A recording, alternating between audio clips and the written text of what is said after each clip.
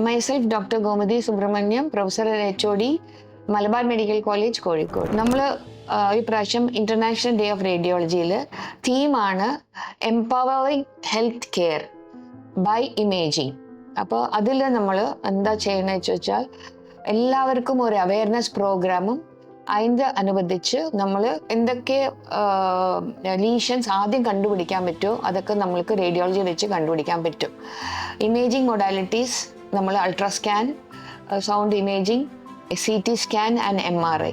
ഇതിൽ എല്ലാം preventive care ആയിട്ട് നമുക്ക് ചെയ്യാൻ പറ്റും. ഇപ്പോൾ ഒരു പേഷ്യൻ്റ് സ്ട്രോക്ക് ആയിട്ട് വന്നാൽ സ്ട്രോക്ക് വരാണ്ടിരിക്കാൻ എന്താ ചെയ്യണ്ടേ, അത് നമ്മൾ ആദ്യം പേഷ്യൻ്റ് അവയർനെസ് കൊടുത്ത് കരോട്ടിഡ് ഡോപ്ലർ ചെയ്യാൻ പറ്റും.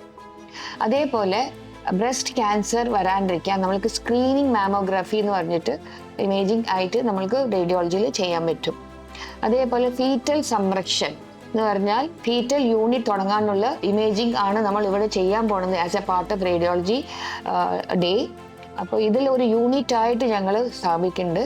അതിൽ ഏർലി ഡിറ്റക്ഷൻ, ഇപ്പോൾ പേഷ്യൻറ്റിന് ഗർഭധാരിക്കുമ്പോൾ പ്രഷർ വന്നു കഴിഞ്ഞാൽ എന്താ ചെയ്യുക, അപ്പോൾ പ്രഷർ വരാണ്ടിരിക്കാൻ വേണ്ടിയിട്ട് ഏർലി സ്കാൻ ചെയ്ത് ഡിറ്റക്ട് ചെയ്ത് കഴിഞ്ഞാൽ പേഷ്യൻറ്റിന് second trimester, third trimester BP ഉണ്ടാവില്ല, അപ്പോൾ സുഖപ്രസവം ഉണ്ടാവും. സോ ഏർലി ഡിറ്റക്ഷന് വേണ്ടിയിട്ട് ഫീറ്റൽ റേഡിയോളജി യൂണിറ്റ് നമ്മൾ തുടങ്ങുന്നുണ്ട്. അതൊരു പ്രിവെൻഷൻ, അണ്ടർ സംരക്ഷണവും വരും, അണ്ടർ പ്രിവെൻഷനും വരും. അതേപോലെ പേഷ്യൻറ്റിന് ഫാറ്റി ലിവർ, അൽക്കോളിസം, ലിവറിൽ ക്യാൻസർ വരാണ്ടിരിക്കാൻ നമ്മൾ ഇലാസ്റ്റോഗ്രഫി എന്ന ഇമേജിങ് മൊഡാലിറ്റി ഇമേജ് ചെയ്ത് കണ്ടുപിടിക്കാൻ പറ്റും.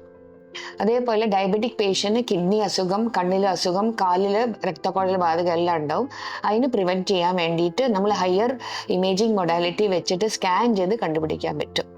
സോ നമ്മൾ ഫീറ്റൽ റേഡിയോളജി, പ്രിവെൻഷൻ, സംരക്ഷൺ എല്ലാം ഈ പ്രാവശ്യം ഇന്റർനാഷണൽ ഡേ ഓഫ് റേഡിയോളജിയിൽ നമ്മൾ ഇനോഗ്രേറ്റ് ചെയ്ത് പേഷ്യൻറ്റിന് ഒരു നല്ല ഹെൽത്ത് കെയർ കൊടുക്കാൻ വേണ്ടി തീരുമാനിച്ചിട്ടുണ്ട്.